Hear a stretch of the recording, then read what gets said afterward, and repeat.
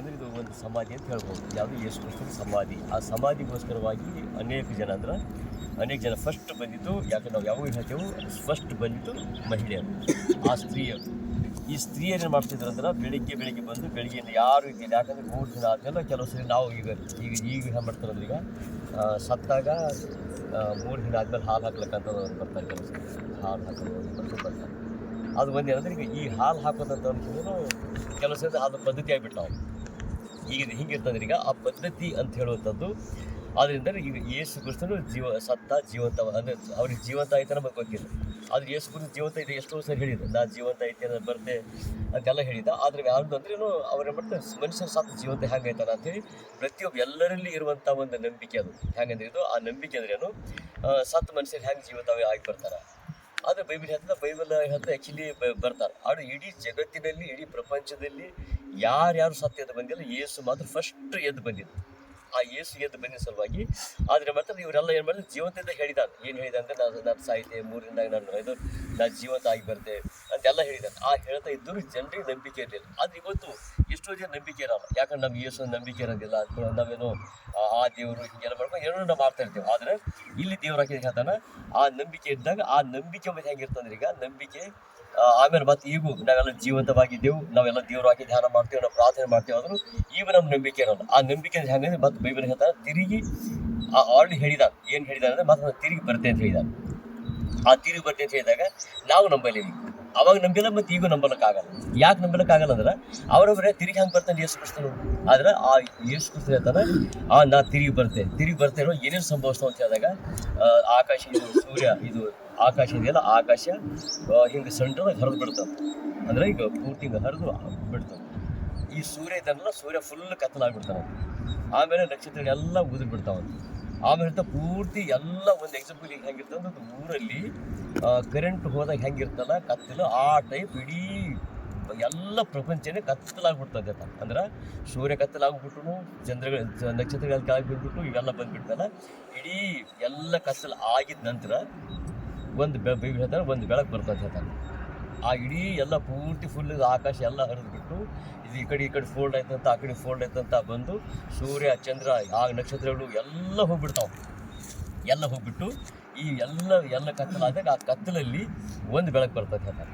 ಆ ಕತ್ತಲು ಒಂದು ಬೆಳಕೆ ಮಾಡ್ತಾನೆ, ಅದು ದೊಡ್ಡ ಸೈನ್ಯ. ಆ ದೊಡ್ಡ ಸೈನ್ಯದಾಗ ಹೇಳ್ತಾನೆ ಯೇಸು ಕ್ರಿಸ್ತ ಅದ್ರ ಮಧ್ಯದಲ್ಲಿ ನಮ್ಮನ್ನೆಲ್ಲ ಬಂದು ಭೇಟಿ ಮಾಡಕ್ಕೆ ಬರ್ತಾ ಹೇಳ್ತಾನೆ. ಅಂದರೆ ಇದು ಬರ್ತೈತೆ, ಆಳು ಬೈಬಲ್ ಹೇಳಲ್ಪಟ್ಟಿದೆ, ಆದರೂ ನಾವು ನಂಬಲಿಕ್ಕಾಗಲ್ಲ. ಆದ್ರೆ ಇದ್ರ ಅರ್ಥ ಏನು, ಬೈಬಲ್ ಹೇಳ್ತಾರೆ ನಂಬಬೇಕಷ್ಟೇ. ಅದು ಹೇಳ್ತಾನೆ, ಅದು ಇದ್ದು ಅದು ಎಲ್ಲೋ ಏನಿಲ್ಲ, ಪ್ರಶ್ನೆ ಮಾಡೋ ಅವಶ್ಯಕ ಇಲ್ಲ. ಲೋಕದ ಏನು ನಡೀತಾ ಇದೆ, ಪರ ಬರ್ತಾ ಇದೆ. ಈಗ ಸದ್ಯ ಎಲ್ಲ ಇದೆ, ಪ್ರಳಯ ಬರ್ತಾ ಇದೆ, ಅಂತ್ಯ ಆಗ್ಲತ್ತದ. ಎಲ್ಲ ಜಗಳಗಳು, ಪ್ರೀತಿ ಎಲ್ಲ, ಅಣ್ಣ ತಮ್ಮ ಜಗಳ ಆಡ್ಕೊಬೋದು, ಎಲ್ಲ ಅಂದೆ ತಂದೆ ತಾಯಿ ಜಗಳ ಆಡ್ಕೊಂಡು ಒಬ್ಬರು ಪ್ರೀತಿ ಒಬ್ಬರಿಗೆಲ್ಲ ಖಾತ ಹೆಚ್ಚಿಗೆ ಮಾಡೋದು, ಎಲ್ಲ ಆಗ್ತಾ ಇದೆ. ಅದು ಇದೆಲ್ಲ ಆಗ್ತಾ ಇದ್ದು ನಾವು ಮಾಡ್ತಿದ್ದೆಲ್ಲ ಕಾಮನ್ ನಾವು ಯೋಚನೆ ಮಾಡ್ತೀವಿ. ಆದರೆ ಆ ಬೈಬಲ್ ಹೇಳ್ತಿದ್ದು ಎಲ್ಲ ಬರುವಂಥದ್ದು ದೇವರು ಯೇಸು ಕ್ರಿಸ್ತ ಬರುವಂಥ, ಅದು ಎರಡನೇ ಬರುವಂಥ ಸೂಚನೆಗಳು ಎಂಬುದಾಗಿ ಹೇಳ್ತಾರೆ. ಆದ್ರೆ ಈ ಒಂದು ವಾಸ್ತವದಲ್ಲಿ ಮಾರ್ಕನ್ ಬರೆಸುವ ವಾರ್ತೆ ಇಲ್ಲಿ ಏನು ಮಾಡಿದ್ದಾರೆ ಅಂದ್ರೆ 16ನೇ ಅಧ್ಯಾಯ, ಮಾರ್ಕನ್ ಬರೆಸುವ ವಾರ್ತೆ 16ನೇ ಅಧ್ಯಾಯ. ಯಾಕಂದ್ರೆ ಆ ದೇವ್ರು ಹೇಳುವಂಥ ಮಾತುಗಳು ಕೆಲವು ಹೆಂಗಿದಾವೆ ಬೆರೆತಿರ್ತಾವೆ. 16, 1, 2, 3 ಸಹೋದರಿ. ಯಾಕಂದ್ರೆ ಆ ಸಮಸ್ಯೆಗಳು ಈಗ ದೇವ್ರು ಹಾಕಿ ಹೇಳ್ತಾನೆ ಅಲ್ಲಿ. ಈಗ ಆ ಸಮಸ್ಯೆಗಳು ಆ ಪ್ರಶ್ನೆಗಳು ಹೆಂಗಿರ್ತವೆ ಅಂದ್ರೆ, ಪ್ರಶ್ನೆಗೆ ಎಲ್ಲವೂ ಉತ್ತರ ಇದೆ. ಆದರೆ ಉತ್ತರ ಇರುವಾಗ ಇಲ್ಲಿ ನಾವೇನು ಮಾಡ್ತೇವೆ ಅಂದ್ರೆ, ಅದಕ್ಕೆ ನಾವು ಹೆಚ್ಚಿನ ಗಮನ ಕೊಡೋದಿಲ್ಲ. ಯಾಕೆ ಕೊಡೋದಿಲ್ಲ ಅಂದ್ರೆ, ಅದು ವಿಷಯದ ಹೆಚ್ಚಿಗೆ ಆಲೋಚನೆ ಮಾಡಲೇವು. 16, 1, 2 ವರ್ಷ ಓದಿಲ್ಲ. ಅದು ಸಬ್ಬತ್ ದಿನ ಕಳೆದ ಮೇಲೆ ಮಗ್ದಲಾದ ಮರಿಯಳು, ಯಾಕೋಬನ ತಾಯಿ ಮರಿಯಳು, ಸಲೋಮೆಯು ಆತನ ದೇಹಕ್ಕೆ ಹಚ್ಚುವುದಕ್ಕಾಗಿ ಸುಗಂಧ ದ್ರವ್ಯಗಳನ್ನು ಕೊಂಡರು.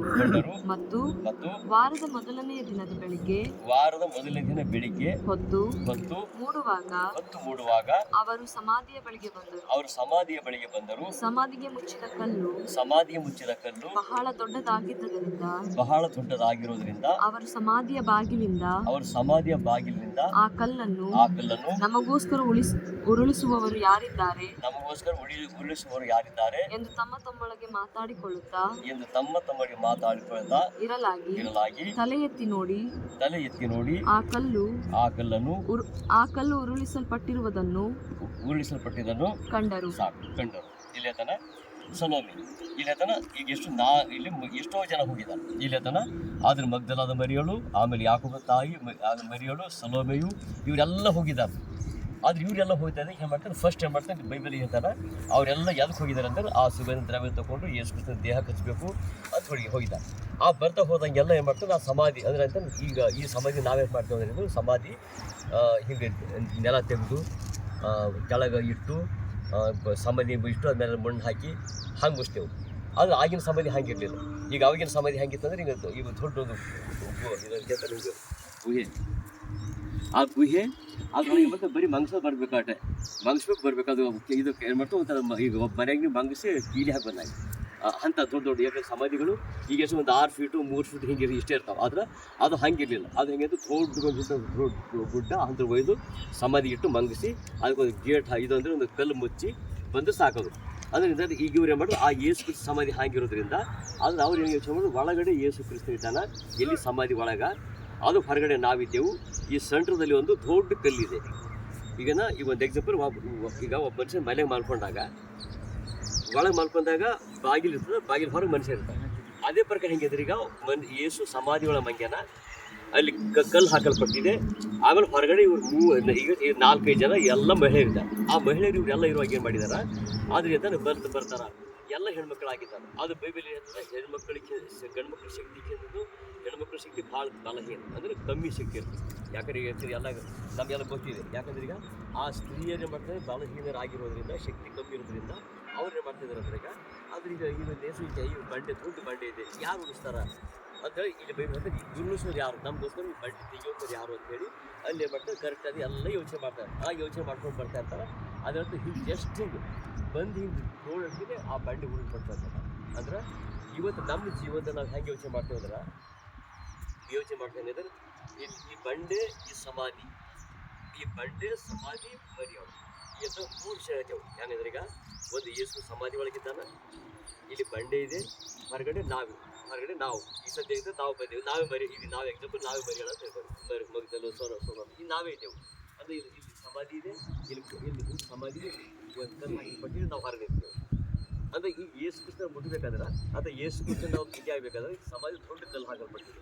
ಈ ಕಲ್ಲು ಹಾಕಲ್ಪಟ್ಟಾಗ ಅಲ್ಲಿ ಹೇಳ್ತಾರೆ, ಕಲ್ಲು ಹಾಕಲ್ಪಟ್ಟಿದಾಗ ಏನು ಹೇಳ್ತಾರೆ, ನಾವೆಲ್ಲ ಹಂಗೆ ತೆಗಿಯೋರು ಹಂಗೆ ತೆಗಿಬೇಕಂತ ಯೋಚನೆ ಮಾಡ್ತೇವೆ. ಅಂದ್ರೆ ಈ ಹಂಗೆ ತೆಗಿಬೇಕು ಅಂತ ಹೇಳುವಾಗ ಇದರ ಅರ್ಥ ಏನು, ಇನ್ನೊಂದು ನಾವು ಆಧ್ಯಾತ್ಮಿಕ ಬಗ್ಗೆ ಯೋಚನೆ ಮಾಡಿದಾಗ ನನ್ನ ಸಮಸ್ಯೆ, ನನ್ನ ಕಷ್ಟ ಯಾರು ತೆಗಿಯೋರು, ನನ್ನ ಕುಟುಂಬದಲ್ಲಿರುವಂಥ ಕಷ್ಟಗಳು, ನನ್ನ ಕುಟುಂಬದ ರೋಗಗಳು, ಇವೆಲ್ಲ ನನಗೋಸ್ಕರ ಯಾರು ಪರಿಹಾರ ಮಾಡ್ತಾರೆ. ಯಾಕಂದ್ರೆ ಆ ಪರಿಹಾರ ಮಾಡೋದು ಯೇಸು ಲೋಕದಲ್ಲಿಲ್ಲ. ಯೇಸು ಪರಿಹಾರ ಮಾಡ್ತಾ ಇದ್ದು, ಆತನ 5 ರೊಟ್ಟಿ 2 ಮೀನು 5 ಸಾವಿರ ಹಚ್ತಾ ಇದ್ದನು. ಅದು ಇವೆಲ್ಲ ಮಾಡ್ತಿದ್ದಾಗ ನನಗೋಸ್ಕರ ಕಷ್ಟದ ಪರಿಹಾರ ಮಾಡೋರು ಯಾರು ಅಂತೇಳಿ ಇವರೆಲ್ಲ ಆಲೋಚನೆ ಮಾಡ್ಕೊತಾರೆ. ಯಾಕಂದ್ರೆ ಯೇಸು ಜೀವಂತವಾಗಿದ್ದ. ಆ ಜೀವಂತವಾಗಿರುವಾಗ ಅವಾಗ ಏನು ಮಾಡ್ತಾರೆ, ಜೀವಂತವಾಗಿದ್ದಾಗ ಅದೆಲ್ಲ ಪರಿಹಾರ ಮಾಡ್ತಾರೆ.